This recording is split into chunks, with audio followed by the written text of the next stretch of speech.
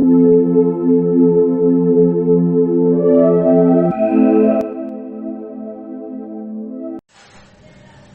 शांति। 24 जुलाई 2021। बाबा के महावाक्य।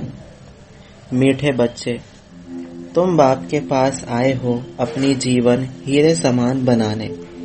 बाप की याद से ही ऐसी जीवन बनेगी। प्रश्न, नई दुनिया में उच्च पद के लिए कौन सा एक मुख्य पुरुषार्थ करना है?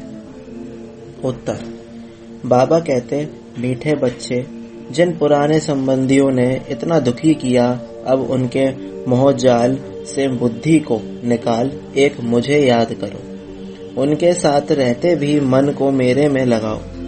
मन मना भव का मंत्र सदा याद रखो तो तुम नई दुनिया में उच्च पद पाएंगे। गीत तूने रात गवाई। ओम शांति। जैसे बच्चों को सभी शास्त्रों का सार समझते हैं, वैसे इन गीतों का भी सार तुमको समझाते हैं। वही सबका रूहानी बाप रूहानी बच्चों को ब्रह्मा तन से बैठ समझा रहे हैं। बाप समझाते हैं, हे बच्चों, तुम जानते हो हमारा हीरे जैसा जन्म बन रहा है।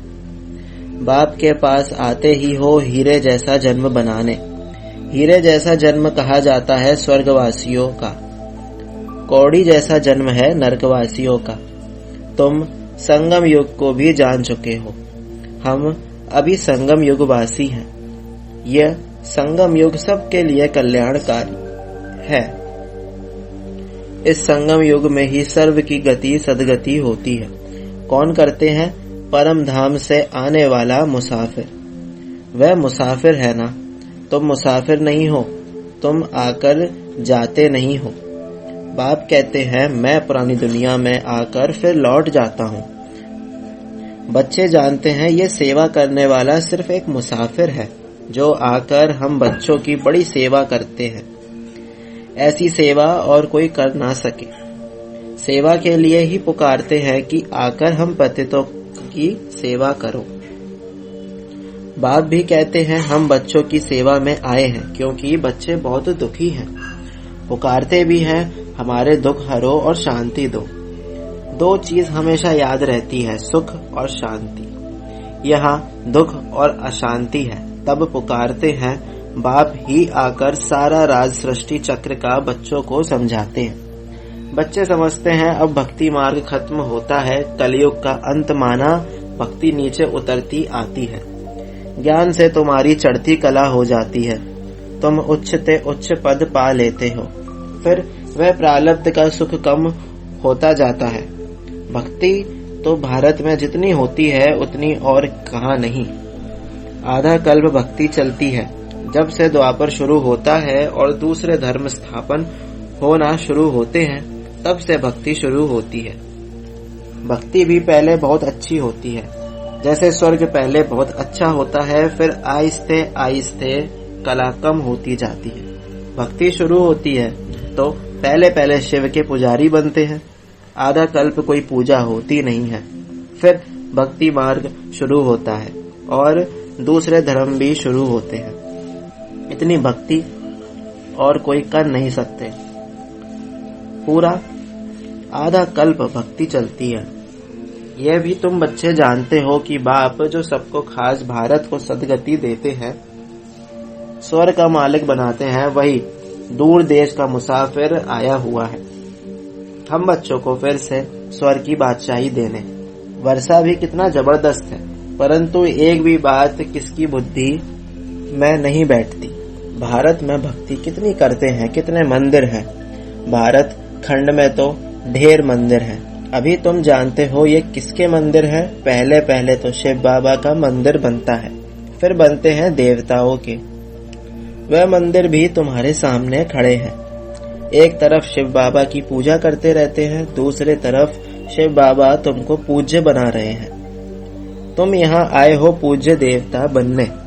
जो भी देवताओं के पुजारी हैं, वास्तव में वह भी आकर यहाँ ब्राह्मण बनेंगे। धीरे धीरे वृद्धि होती जाएगी। सभी इकट्ठे तो पढ़ ना सके, समय लगता है। कल्प पहले भी जिन्होंने पढ़ा होगा वही फिर पढ़ेंगे। एक दो को पढ़ाते रहना है। सबको बाप और सृष्टि के आदि मध्य अंत का नॉलेज सुनाते हैं, जिससे मनुष्य स्वर्ग का मालिक बन सकते हैं। सो आकर समझो, तुम बच्चों की बुद्धि में है कि यह नाटक कैसे चक्र लगाता है। कहानी कोई लाखों वर्ष की तो नहीं सुना सकते। तुम जानते हो 5000 वर्ष पहले क्या था, किसका राज्य था। भारत में हम पूज्य देवी देवताओं का राज्य था। याद आया ना, हम पूज्य थे, फिर पुजारी बने।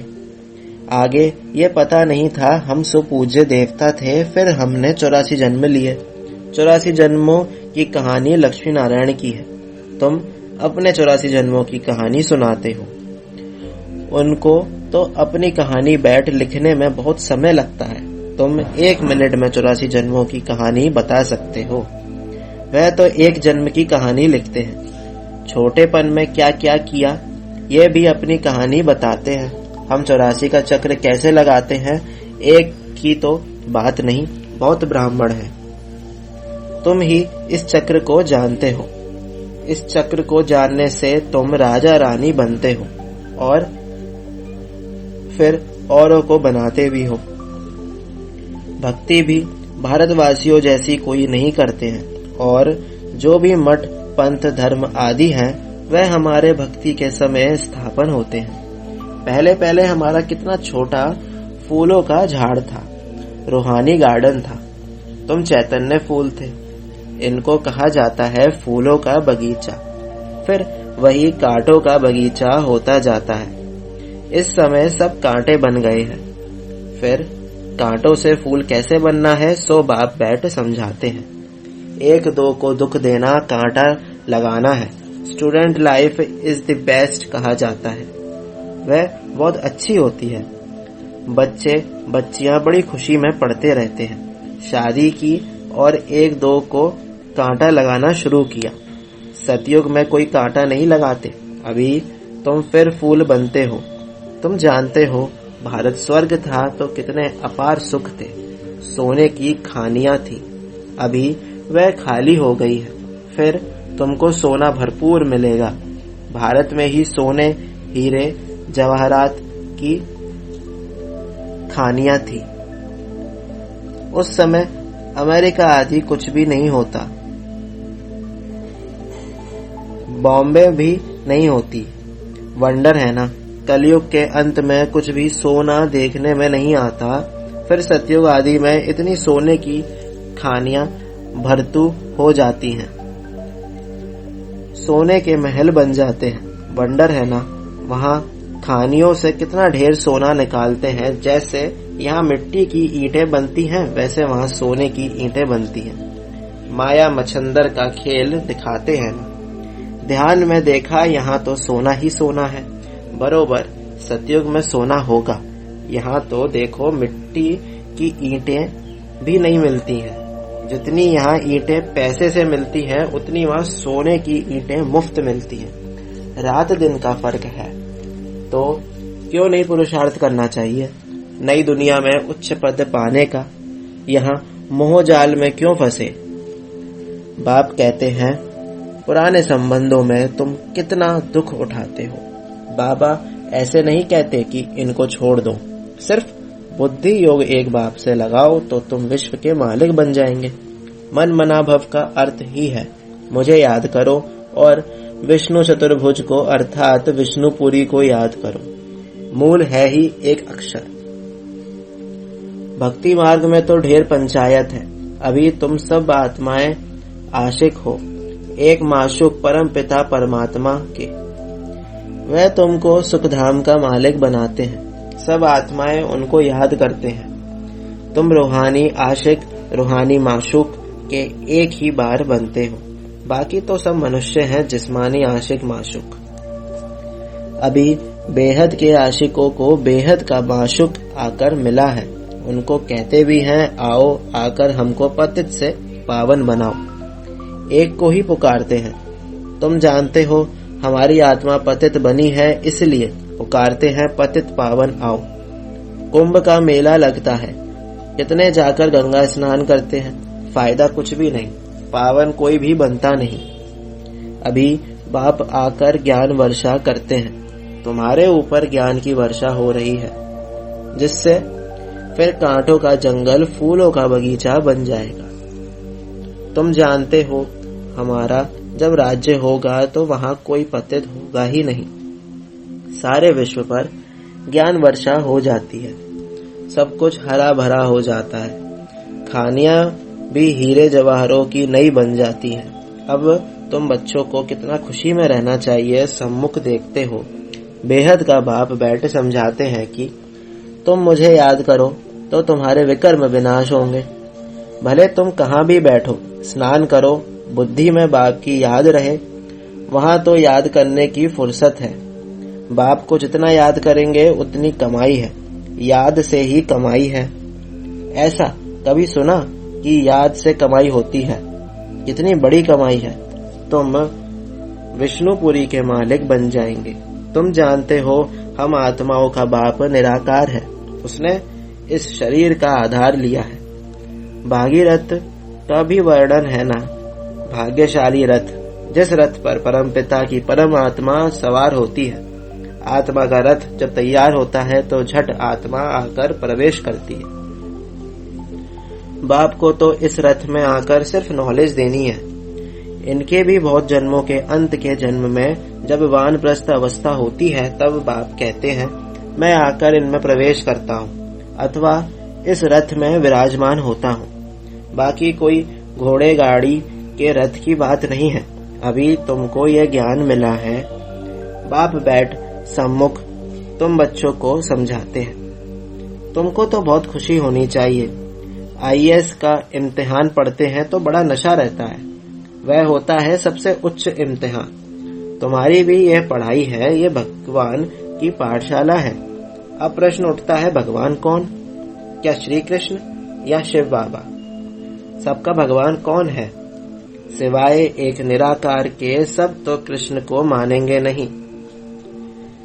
सभी आत्माओं का बाप वह निराकार परमपिता परमात्मा है। वह सदैव परम धाम में रहते हैं, एक ही बार आते हैं बच्चों को स्वर्ग का मालिक बनाने। तुम जानते हो वही बाबा कल्प कल्प आकर हमको रंक से राव बनाते हैं। भारत अब रंक है ना, फिर दूसरे जन्म में क्या बनना है? तुमको सब साक्षात्कार हुए हैं। विनाश का भी साक्षात्कार किया है, स्थापना का भी किया है। भगवानुवाच मैं तुमको राजाओं का राजा बनाता हूँ। बहुत दान पुण्य करने से कोई को अल्पकाल का सुख मिलता है। राजाओं के पास जन्म ले फिर फट से मर जाते हैं। कोई गर्भ में भी मर जाते हैं, कोई लूले लंगड़े काने बन जाते हैं। जैसे कर्म करते हैं वैसा पद पाते हैं।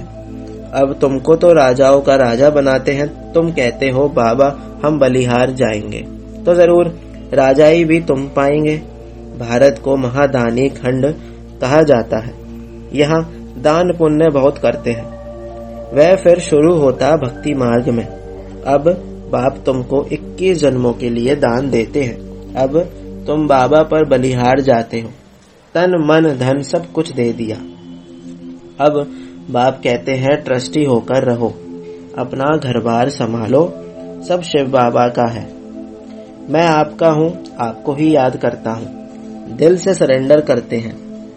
बाप कहते हैं भले महल में रहो, घूमो फिरो, मौज मनाओ, सिर्फ मुझे याद करो तो तुम बहुत खुशी में रहेंगे।